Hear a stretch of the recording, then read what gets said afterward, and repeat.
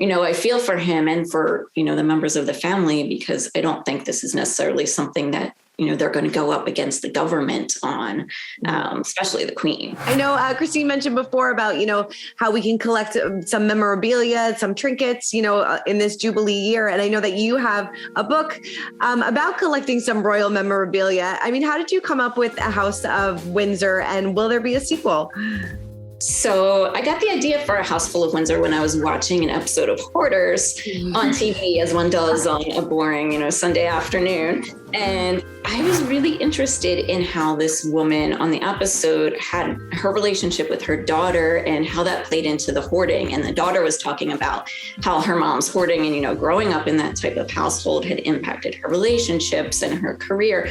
And I thought that was really interesting to explore in fiction. So I wanted to take that and add a royal twist to it. So the character is a royal, fan, a huge royal fan, but she ends up living in England during the 80s when Diana and Charles get married. So in the book, we see her attending the wedding in the crowd, like one of us might do at a royal wedding or jubilee or something. And she starts collecting things. And as her life kind of parallels Diana's, where they're getting married at the same time, having kids at the same time, she starts collecting more and more. And it kind of leads to an obsession that destroys her marriage. And eventually she ends up on this hoarding TV show with her daughter, who is the total opposite of her. Like, she wants to disassociate herself from, the house she grew up in. And she's kind of like a Martha Stewart TV expert. So they both end up on this show, and it explores, letting go of things from the past, but also I think how, obsession in any way, whether you're a celebrity fan or a royal fan or anything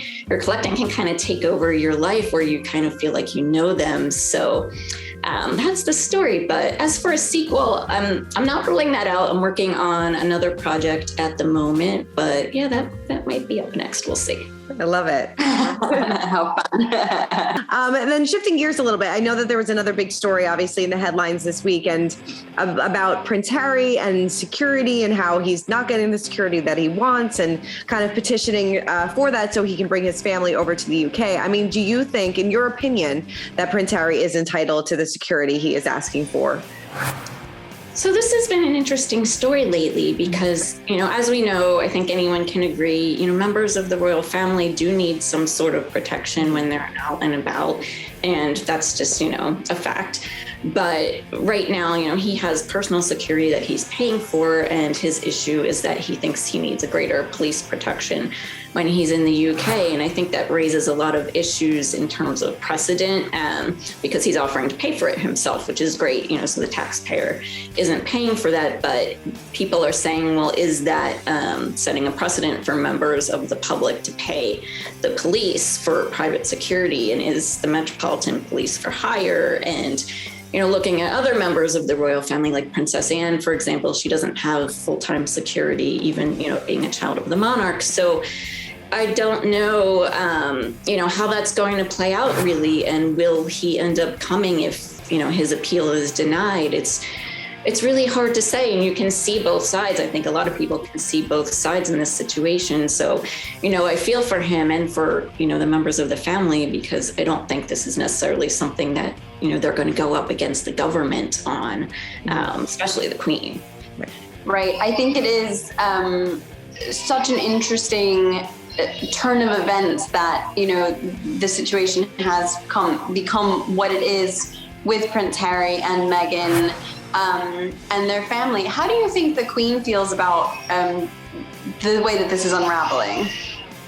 I'm sure that's hard for her, as a grandmother, to not really be able to intervene, because, like I said, I don't think she's going to go up against the government and say, well, you need to give him security, because right now the Metropolitan Police are saying they've conducted a review and, the threat is considered low to him. So in her role, I think it's kind of one of those situations where it's grandmother, monarch, and I think she's always going to choose monarch at the end of the day. Yeah, I think it'll be interesting to see if Harry chooses, if this petition gets denied and he can't have the security that he needs, if he will still attend on his own and leave his family home. I'm curious to see if he would do that. I feel like he would.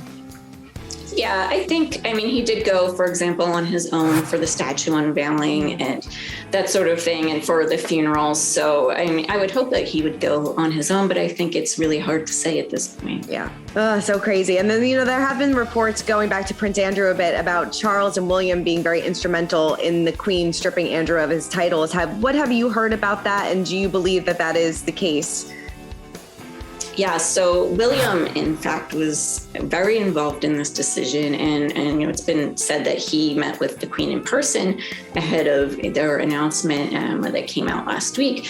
So I think that really shows, and I think that's interesting, his growing influence and how she trusts his judgment and is, looking for his advice. And I think that's a great sign of, things to come for William and, how much she is relying on, talking to him and his counsel. And Charles, of course, was involved in that decision too. But I think what a lot of people thought was interesting is, William's heavy involvement in that. So I think she really is leaning on, her two heirs at this time to help make those sort of big family decisions.